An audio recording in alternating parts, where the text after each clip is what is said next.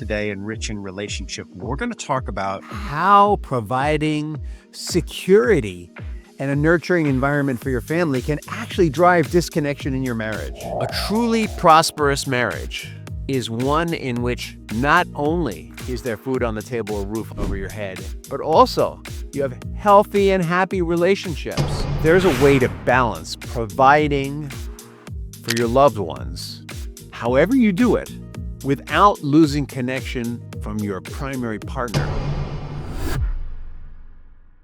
Welcome to another episode of Rich in Relationship. I'm your host, Rich Heller, and today we're talking about how we disconnect from our marriage when we're trying to provide. And I'm not just talking about financial provision here. I'm talking about you might be a stay-at-home parent, doing your best, focusing on taking care of everything, and yet somehow you get more and more distance between you and your partner.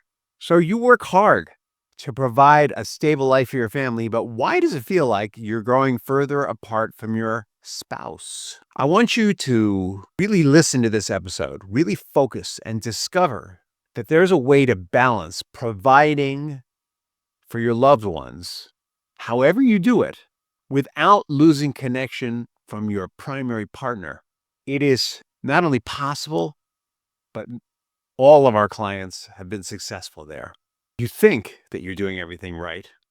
You're working hard, working long hours. You're handling it. You're taking care of business.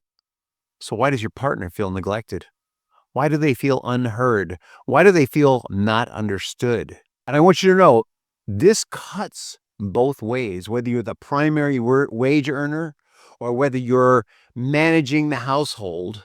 This feeling cuts both ways. However, by understanding the hidden cost of relentlessly pursuing our goals for provision, we can begin to refocus and shift some of our energy very intentionally into building connection and building intimacy in our marriage again.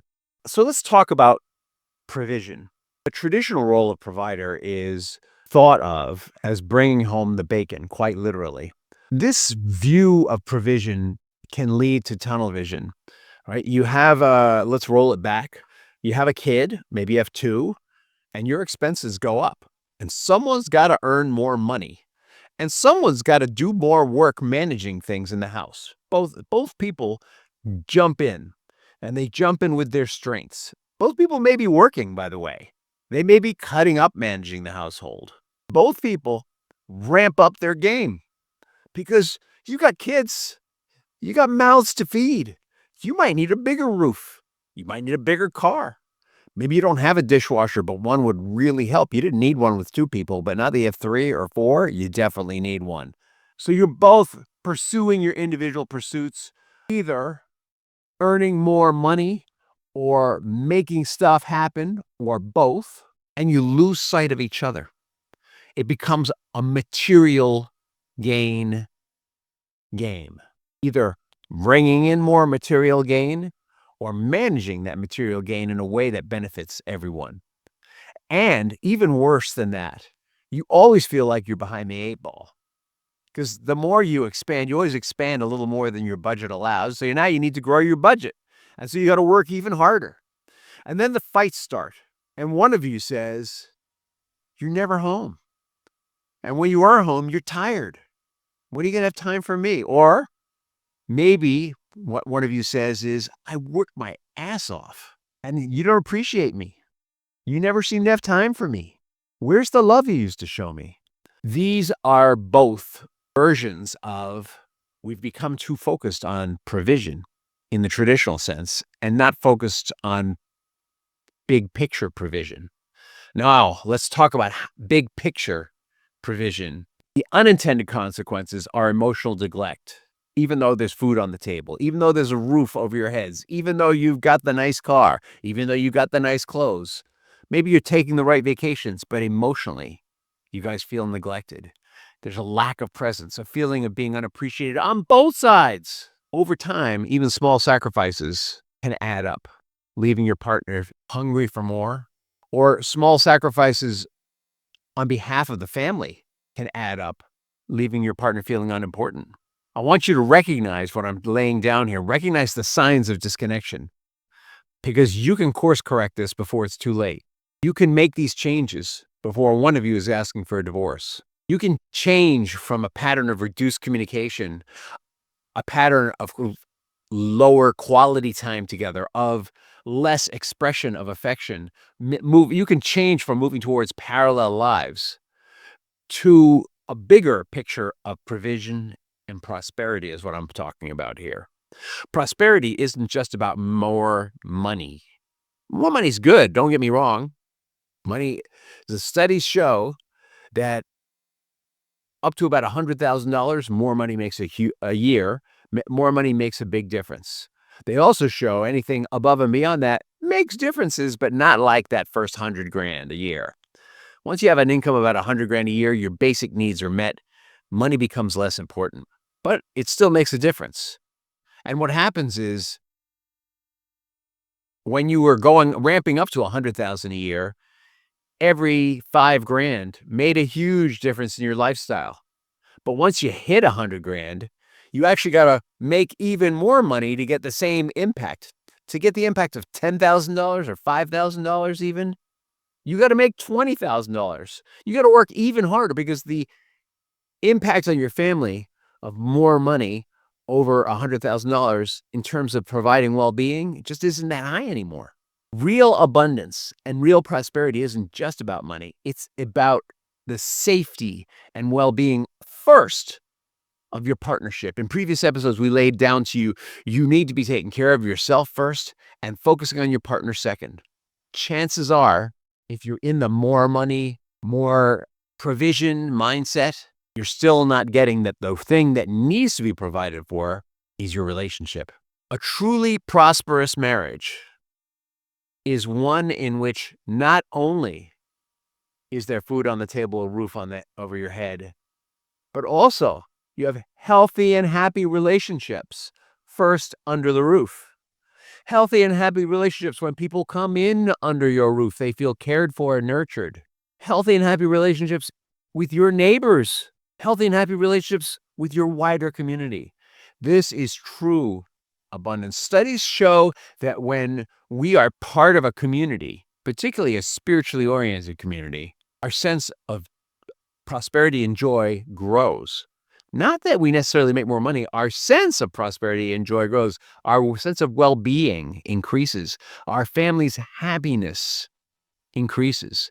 This is the value of expanding this view of provision. Provision isn't about how much you make. It's about what you do with it. Some of the greatest stories are, there's a Hanukkah story about lamp oil in the synagogue, how the oil just, even though there was so little oil, it just kept burning and burning and burning and burning and burning. That light remained. There are stories about, there's a story about Jesus breaking loaves and having 7 loaves and 5 fishes or something like that and feeding thousands of people with it. He didn't go out and work harder. He just took what there was and provided for everybody with it. Now, I'm not saying that you're going to feed 1,000 people with loaves and fishes, and I'm not saying that you're going to have oil that burns and burns and burns, though I guess it's possible. What I'm saying to you is these are metaphors for when we bring a spirit of abundance and prosperity to whatever we have, we get more from it. When we're generous, we have a spirit of generosity. That's really what we're providing for our family. Do you feel like the harder you try and support your family, the more distant and understood you might feel? Breaking this cycle of resentment is the beginning of rebuilding emotional intimacy. And the way to do it is to change the way you think about it. If you are earning more and the expenses, burnout, loneliness, and feelings of rejection, you are actually going into emotional debt. You're going into spiritual and emotional debt in your marriage so that you can provide more. Or if you're sacrificing yourself so that you can take care of the children and manage what's coming in better, sacrificing your self-care, not sleeping enough, not taking care of yourself, not nurturing yourself, you're going into emotional debt to yourself and you're disconnecting from your partner. I want you to really get this. What we're enacting in our households is a lot like the environmental problem. The environmental problem is that we grew our culture by putting nature out, by taking from nature without giving back to it. When we bring in money as the solution, instead of getting that it's a vehicle for expressing our love, like many other vehicles, when we do this in a way that is at the expense of ourselves, where we feel overwhelmed, overworked, and uncared for, or when we are doing the same for our children, we're not sleeping. In the beginning, you may not sleep at all, but let's say they're school age and you're still not resting, working your fingers to the bone, trying to make sure that everything goes well for your kids. You're on the PTA, then you're out of balance. You're doing it for reasons that are taking away from your family instead of giving to your family. The trick is to balance provision and presence. Feeling torn between meeting financial needs and emotional needs? Simple shifts can help you to be a great provider and a great partner. You become a great partner by providing what your partner needs. And that works two ways. Start with really simple things. First of all, I say find out what your partner's love language is and yours. Google the 5 love languages. There's a free love language test.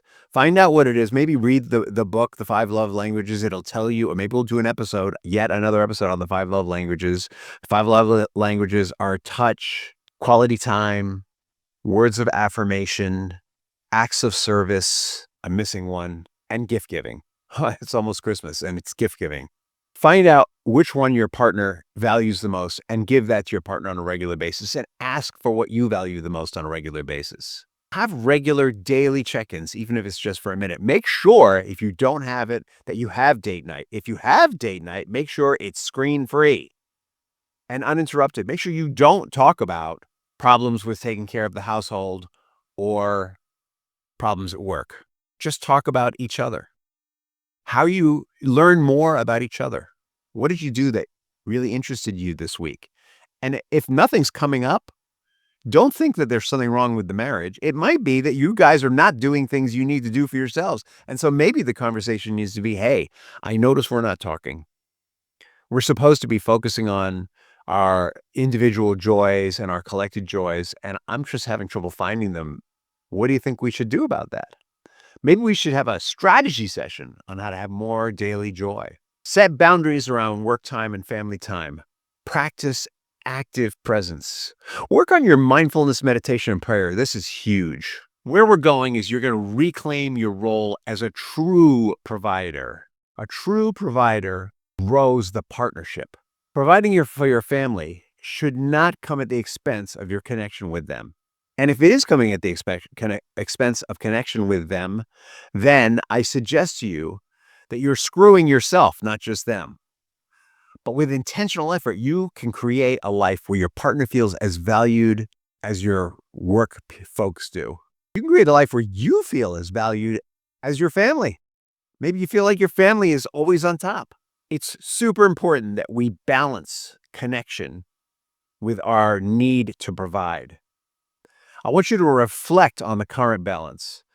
And the first step would be make a list of all the things you're doing for provision, I'm going to call it as a general word, and all the things that you would like to do for yourself and your partner that you're not yet doing. And then pick one from the other side, the side of providing for yourself and your family that's you're not doing, and latch onto it.